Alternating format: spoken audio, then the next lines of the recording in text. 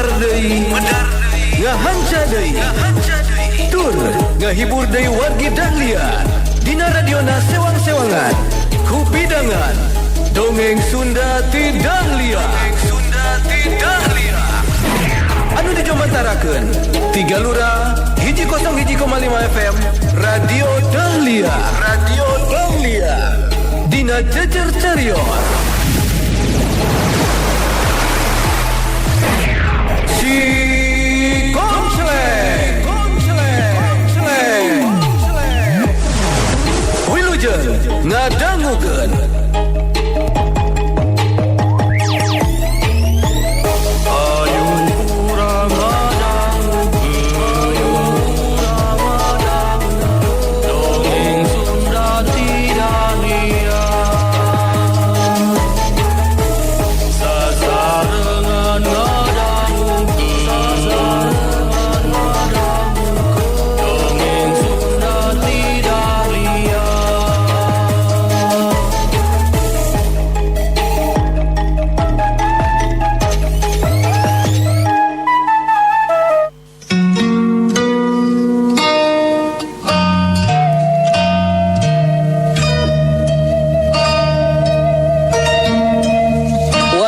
Dahlia sadaya, nah si garang larang sareng santana tos tarung namung tak aya nu eleh kamari teh nya kumargi tos sonten dituna deui tarungna kajantenan eta janten bahan caritaan Mang Odek di Ocih sareng Marlan. Orang lajengkeun putus konseling tanding titisan siluman karya Bagus Respati.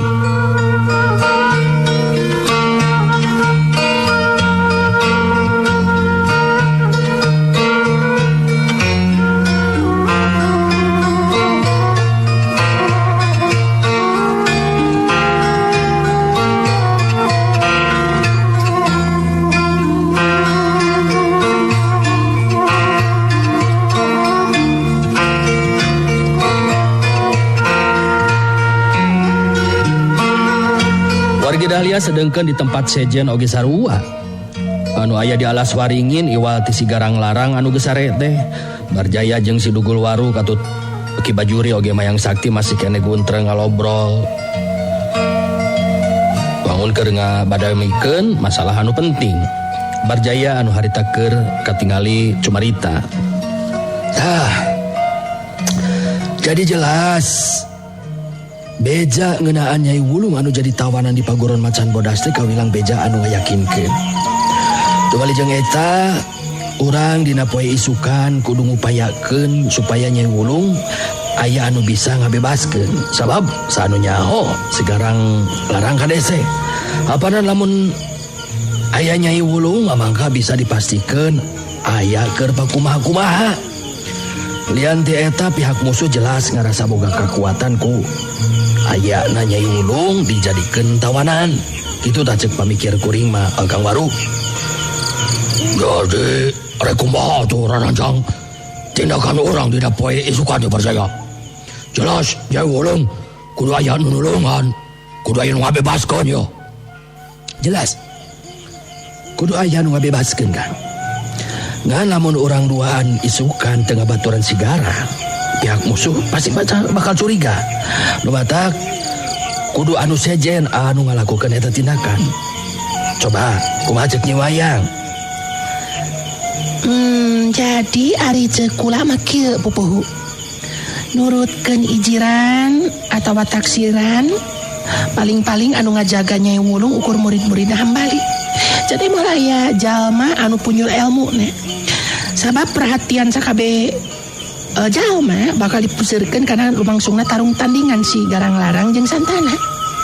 Ya, lamun dipercaya mah kula jeung Ki Bajuri sanggup lah pikeun ngabebaskeun Nyai Wulung. Ku cara kitu maksud jeung tujuan orang aya dina kalancaran. Coba kumaha lamun kitu Ki Bajuri? Oh, mau mikiran Nyai Mayang kawilang hade. Jadi kurang ngarojong yo. Karena jalan pemikiran Nyai Wulung, Pupuh.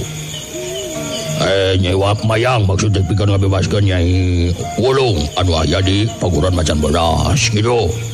Asal memang jelas tur memang yakin ya Nyai Wulung teh aya di paguran Macan Bodas.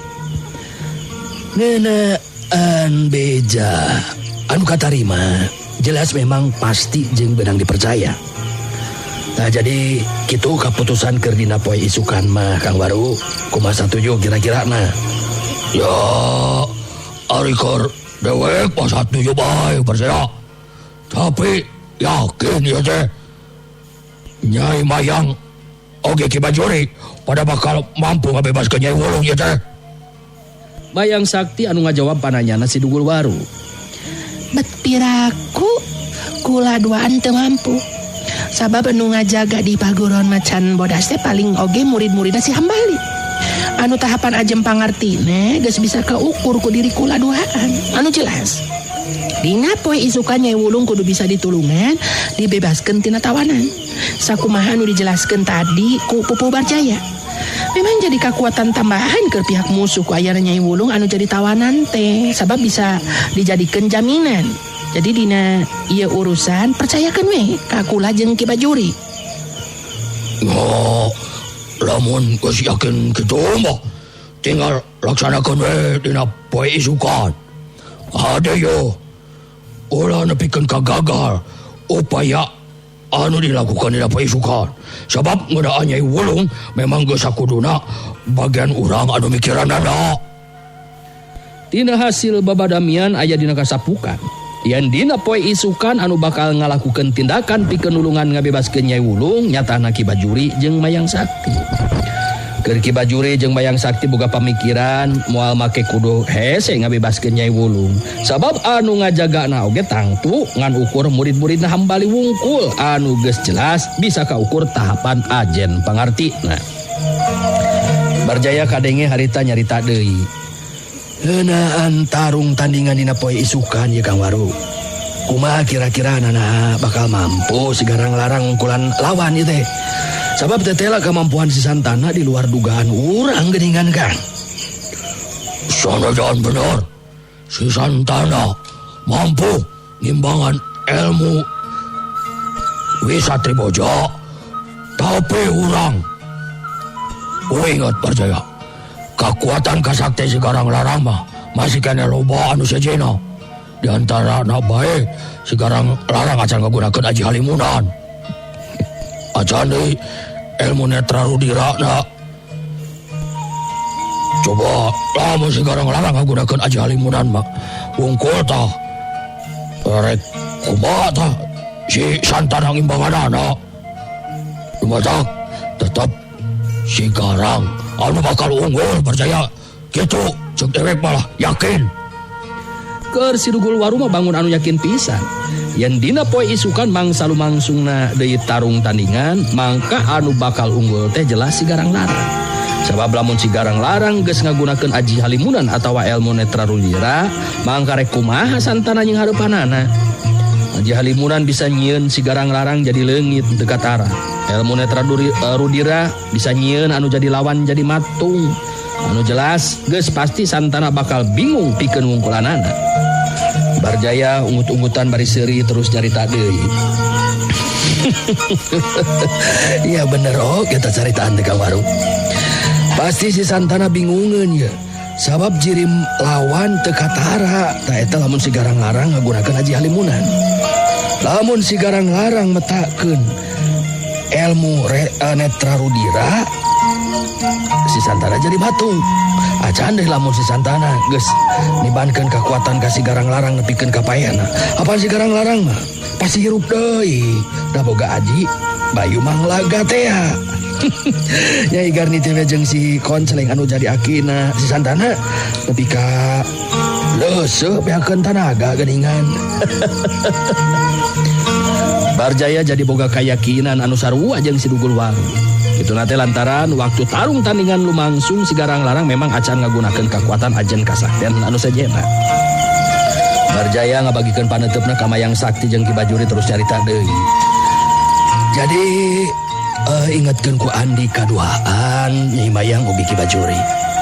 Indungna si garang larang nyata Nyai Wulung anu ayeuna jadi tawanan di Paguron Macan Bodas kudu bener-bener bisa dibebaskeun. Anu harti upaya anu dilakukeun teh kudu nepikeun ka hasil. Kitu tah Nyai Mayang ugi Ki Bajuri. Mayang Sakti anu ngawalon pananya Barjaya. Pupuh Barjaya, pupuh kudu percaya ka diri kula katut Ki Bajuri anu bakal ngabantu sapinuhna sarta usaha sakuat tenaga pikeun ngungkulan murid-murid Macan Bodas. Sok asa piraku makin teu mampu. Anu matak ngeunaan urusan Nyai Wulung mah percayakeun we ka diri kula duaan pupuh. Nya syukur atuh lamun kitu mah kela ya. Cangkel kula teh kira sagedeung. Syukur ari kitu mah. Anu jelas dina poe isukan pihak urang bakal pinanggih jeung kasugemaan hate. Sabab si Santana muridna si Widi Sakti sakaligus incuna si Konceling anu mangrupa sumber kekuatan andalan pikeun musuh urang dina poe isukan mah bakal ngajampana jadi bugang jadi korban kahebatan si garang larang jago andalan urang sarerea anu bakal ngawasa sakabeh kahirupan. Itu tang anu ngarti kaayaan urang aya dina kasenangan. Barjaya jadi geus ngaheulakeun kasuka. Bangun anu yakin pisan si garang larang bakal mampu ngabinasakeun anu jadi lawan. Kitu di antarana obrolan anu lumangsung dina peuting harita di alas waringin.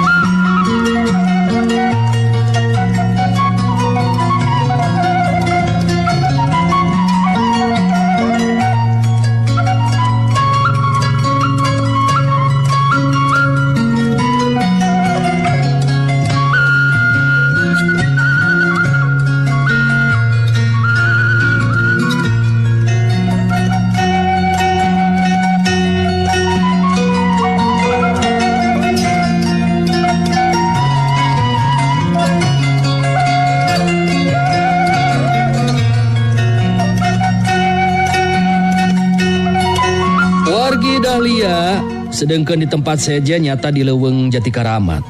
Penting eta si Konceleng mah aya di luar imah. Si Konceleng katingali keur diuk sila menekung bari buligir teu di baju. Dirina kudu mampu ngosongkeun pikiran ulah luak leok mikiran anu lain-lain. Geus teu malire hawa peuting jeung angin peuting anu matak tiris kana badanna. Itu mungguh ngalatih diri mangsa ngayakinkeun elmu panglebur jiwa. Mun segelain si Konceleng mah anu geus boga dasar elmu anu kuat nyata pancabraja jeung asak ku pangalamanana mah bet piraku teu ngagibreg nirisan waktu ngalakukeun latihan dasar elmu panglebur jiwa anu saperti kitu. Diuk sila menekung bari ngosongkeun pikiran bari jeung kudu ngatur olah napasna kabilangkayan anu memang teu gampang dilakukeunana. Sedangkan kinanti mah harita geus sare tibra sigana teh. Ngan memang aya nu matak aneh keur kinanti mah. Sabab ti mimiti tumetep di leuweung Jati Karamat tug nu pikeun ka kiwari. Unggal peuting impian teh teu boleh terus nyambung mangsa tepung jeung anu jadi eyang buyutna nyaeta eyang Jati Bodas. Itu mungguh keanehan anu karanapan kinanti dina satiap peuting teh. Impian teh mangrupa sambungan tina peuting kamarina. Kaayaan kitu teh ti mimiti kinanti aya di leuweung Jati Karamat pikeun ngayakikeun elmu ti Eyang Jatimodas anu dumasar tina impian. Sedengkeun si Konceleng harita memang kudu mampu ngosongkeun pikiranana, teu meunang mikirkeun masalah naon-naon. Memang kawilang berat lamun segelain si Konceleng anu ngalakukeunana. Si Konceleng anu masih kene diuk sila menekung di luar imah teu sawatara lila, terus kinanti harita ngulisi kudang lalaunan lilir tina sarena. Saterusna kinanti ngonel hudang bari ningali kalebah si Konceleng ngaliwatan jendela imah anu masih kene tetep dina sikepna. Ningali kitu saterusna harita kinanti muru keluar bari teutepan teu leupas ti si Konceleng. Kajadian saterusna memang ngagetkeun keur anu ningali, mun mah pareng aya nu merhatikeun pasina oge eta jalma teh bakal betaheun sabab harita kinanti mukaan bajuna di hareupeun si Konceleng anu masih kene tetep menekung. Sanggeusna teu dibaju sacewir-cewir acan, harita kinanti nyarita nyamperkeun lelaunan. Getaran sorana muguh ngandung getaran asmara anu mampu ngaruntageun hate lalaki anu ipis panglapis dirina. Kang Konceleng, kita tadi dibulikir bari menekung kitu atawa tos teuing. Nanging lantaran abdi satia ka salira Kang Konceleng, ayeuna abdi oge sami teu dibaju sacewir-cewir acan Kang. Mangga tingali kaayaan diri abdi ku salira engkang. Oh, Kang Konceleng, kunaon urang bet kalah kanyiksa rasa-perasaan sesoranganna. Padahal di dieu teh teu aya sasaha iwal diukur urang duaan Kang. Nah, teu langkung sae lamun urang cacapkeun rasa kasuka, urang antepkeun rasa kadeudeuh di antara urang duaan Kang. Kang Konceleng, ieu abdi ulah diantep Kang. Gerak kekepan abdi tiris sakujur badan abdi tiluhur sausa rambut dihandap sahibas dapat eta haturan kanggo salira Kang Konceleng. Kang Konceleng, ieu abdi Kang.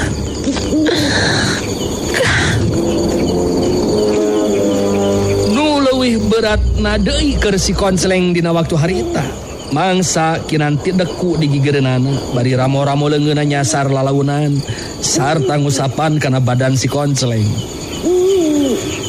Halon haros-hosna sora anu ngandung geter birahi, lemesna kulit anu antol, jeung hebosna napas anu karasa muguh mehan bedah daya tahan si Konceleng dina waktu harita. Kesang tiis renung dina tarang jeung beuheung. Kawilang leuwih berat batanjing hareupan lawan anu sakumaha tangguhna, kitu kaayaan nu karanapan ku si Konceleng dina waktu harita.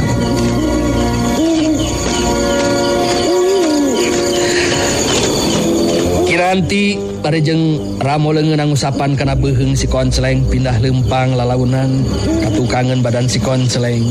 Gabruk harita kiranti nangkep si Konceleng ti tukangeunana bari terus nyarita deui pinuh kadeudeuh. Kang Konceleng, betku tega salira mantep diri abdi anu ayeuna tos sadra pasrah sumrah ka salira Kang. Kang Konceleng ulah ngabogoh diri sorangan. Di antara urang geus tumuwuh rasa kacinta anu disedem jaranang dada.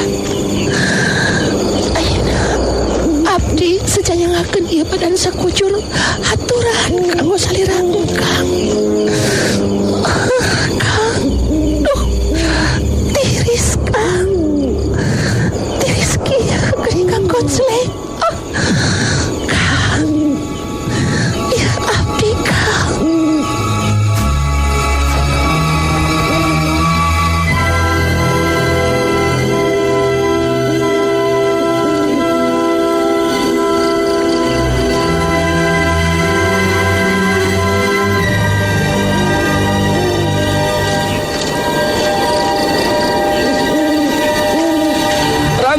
nanti harita beki pageuh jeung ngarungrum ka si konceleng. Meh bae. Kahudang nafsu kalalakianana si konceleng dina waktu harita. Tapi ku cara mampu ngosongkeun pikiranana tetela si konceleng masih kene tetap bisa teguh. Diukna tetap terobah estu teu kapangaruhan ku kayaan anu dilakukeun ku Kinanti dina waktu harita.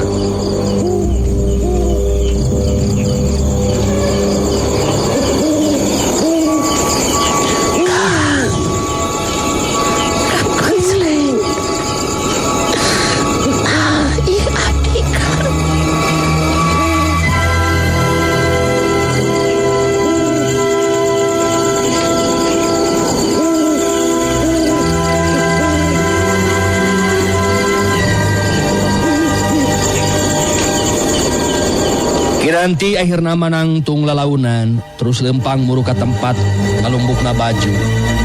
Geus kitu make deui bajuna bari merhatikeun ka si konceleng sarta nyarita dina jero hatena. Kang konceleng memang lalaki anu teguh batina. Hebat. Kawilang moal loba lalaki anu saperti manehna. Kateguhan batin dina mangsa ngosongkeun pikiranana geus mampu dilakukeun anu sakumaha mistina. Kanyataan anu meh teu dipercaya ku diri aing sorangan. Lamun teu kasaksian sarta dicoba ku diri aing langsung. Baca keur diri anjeun Kang Konceleng. Da dasar ilmu panglebur jiwa nyata geus mampu bisa kacangking ku diri anjeun. Tanda memang aya waris kana eta ilmu. Geus kitu mah Kinanti terus init deui asup ka jero imah. Sedangkan si konceleng mah masih kene tetep we dina sikapna nyata diuk sila sidakep menekung teu robah kayanana.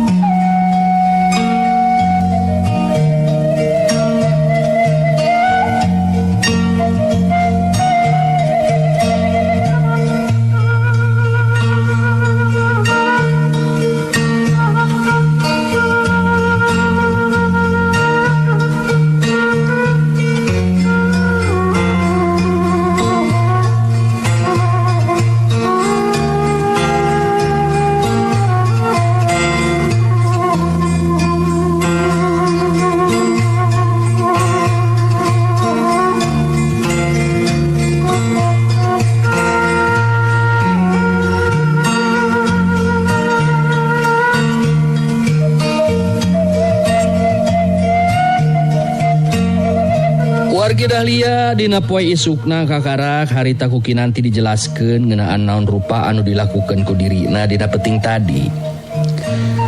Prayogi kauninga ku salira Kang Konceleng. Dina wengi tadi teh abdi memang ngahaja ngalakukeun tindakan kedah nguji kateguhan batin Kang Konceleng. Margi memang kitu perintahna yang jati bodas dina impinan abdi teh Kang. Nanging abdi ngiring bagja ai margi tetela Kang Konceleng tiasa lulus tina eta ujian.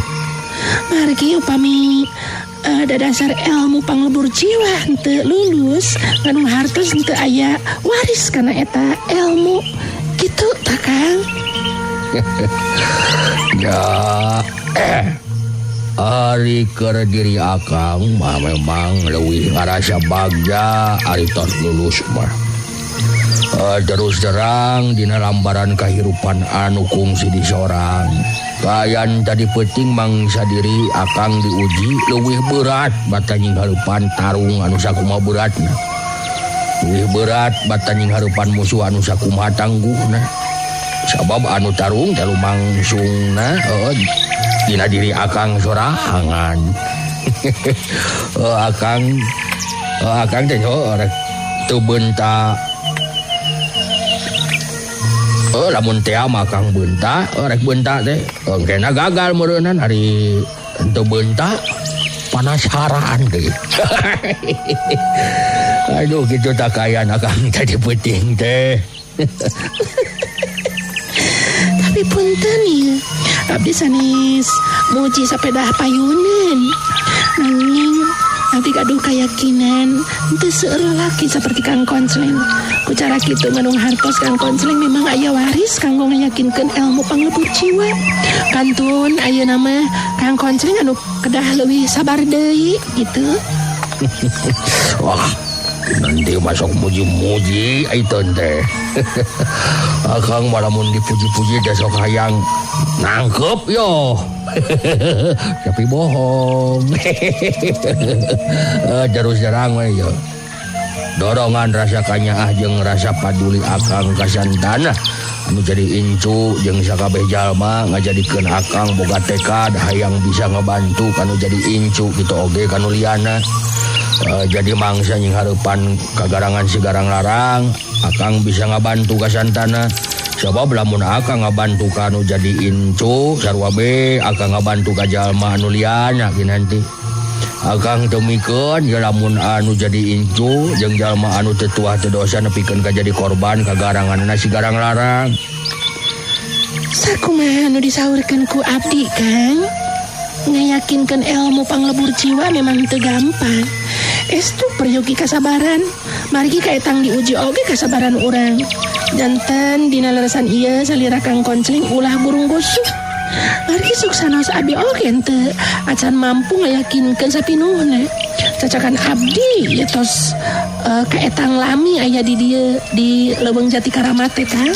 Ta ieu kayan teh mugi tiasa kamaklum ku salira Kang Konsleng. Ya ari Akang mah sejarek tumut be kumaha kinanti. Sebab anu jadi guru Akang dina waktu ayeuna teh daya deui kajaba ti salira. Kang Konsleng mah ku keukeuh nya nganggap guru bae ka abdi teh. Ulah kagungan naon teh praosan. Abdi anu jadi guru Kang Konsleng. Margi dina leresan ieu urang memang sasarengan ngayakinkeun eta ilmu. Ulah nganggap abdi guru Kang. Urang sasarengan we nyupri ieu ilmu ngayakinkeun ieu ilmu. Mung memang tos kitu bae dikersakeunana. Abdi oge sok rajeun aneh ieu teh saleresna mah. Margi impian teh teras-terasan nyambung. Tinggal witan abdi di dieu dugikeun ka ayeuna tara ngimpen anu sanes. Kajaba Citepang sareng Eyang Jati Bodas sarta ngabidikeun elmuna ka diri abdi.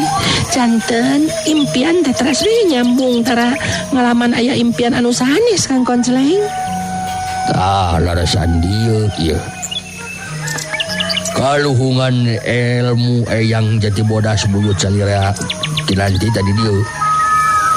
Numawi kabagjaan anu taya babandinganana keur diri Akang mah sabab dipercanten ku Eyang Jati Bodas ngalangkungan perantaran kinanti kanggo ngayakinkeun ilmu pupul bayu agung sareng ilmu panglebur jiwa.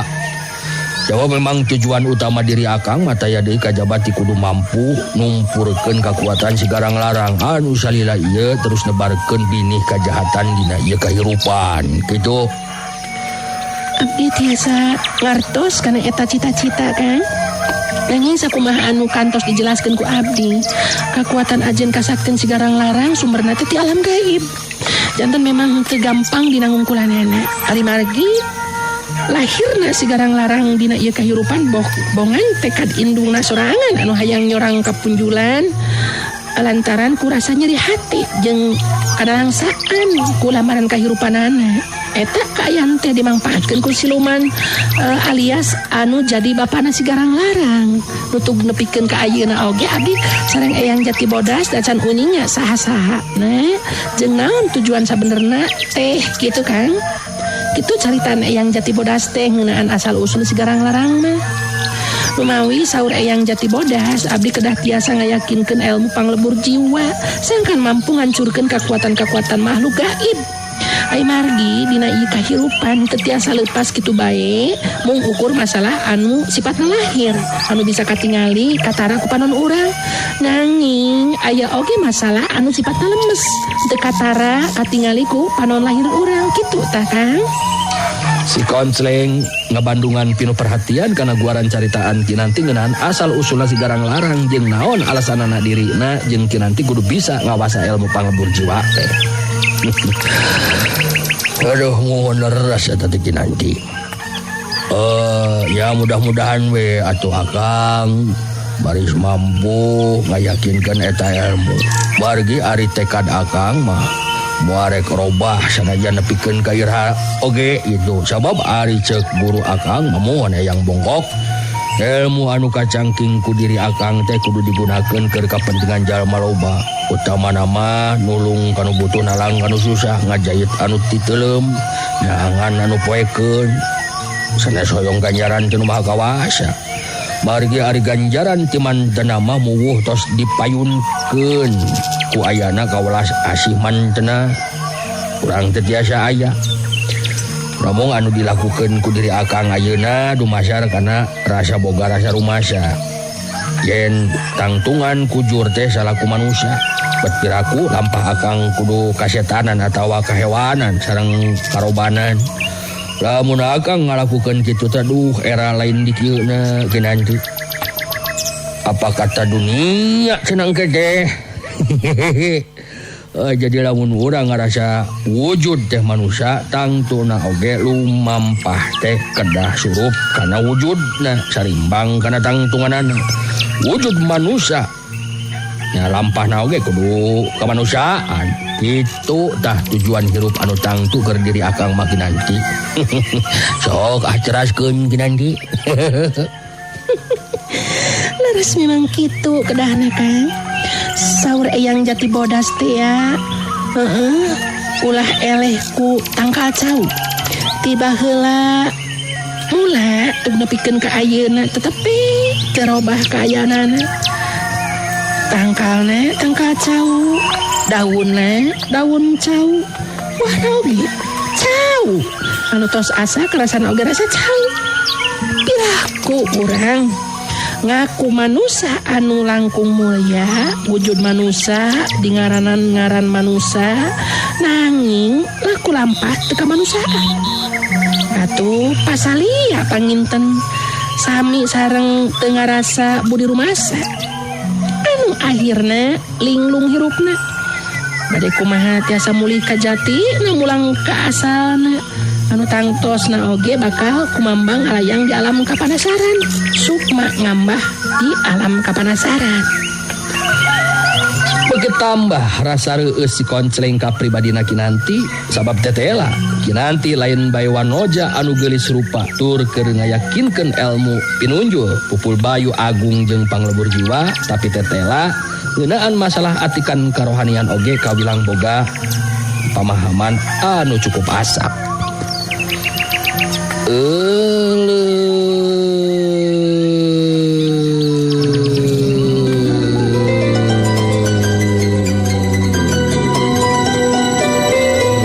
Watos nawarge geningan tos teu nyekapan diwae.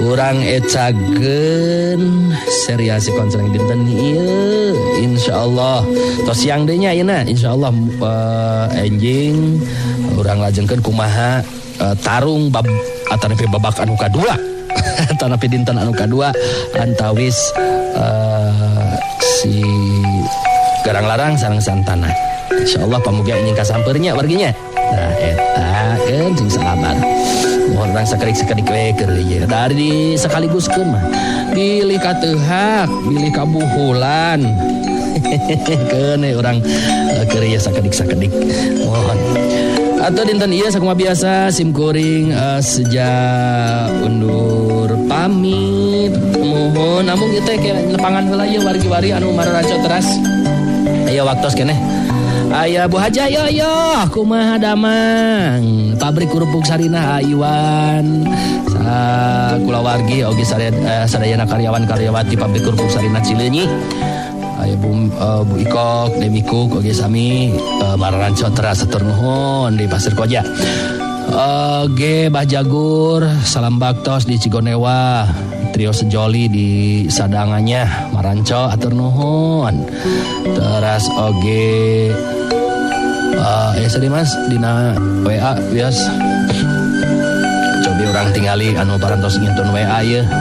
Aya Jantung, aya Warung Bubur Waice Pakartahura, Triarna Cipagalo, Mbak Yati Tehim Lembang, Gus Nong, Ade Cililin Saguling, teras Mang Ohan di Batu Jajar, Manco teras oge aya Jun Sarjun pasukan Junti, sami di Jelekong, Lukman Pasar Baros, Mang Apoy Matoa, Mang Layang, Aman Abadi, Teh Mas Elsa Majalaya, Cibai, Jajang Haji di Tutukan Burung Mang Layang, Jang Sukamulya Cinambo oge sami nuju Manco. Wa Uci di Binong, Esti Dago ge salam baktos. Anggi Saputra, Ari Cakwe hadir ledeng atos mohon. Oge wilujeng sonten ieu teh wati Kang Dedi Ciwastra oge selalu Manco atur nuhun. Kaluhurkeun aya tadi di luhur. Cobi. Risma oge sami nuju Manco kela sakedap. Oh, kela. Sekedap. Aya Bas Tardi waktosna CF kanggo nyebatan Mararanco. Teu mung 5 menit. Nyebatan Manco mah Kang. Mohon. Awatos sudah mohon anu tadi absen Bunda Dinda, Bunda Sarah oge sami nuju Manco. Atur nuhun Mama Apep tuh.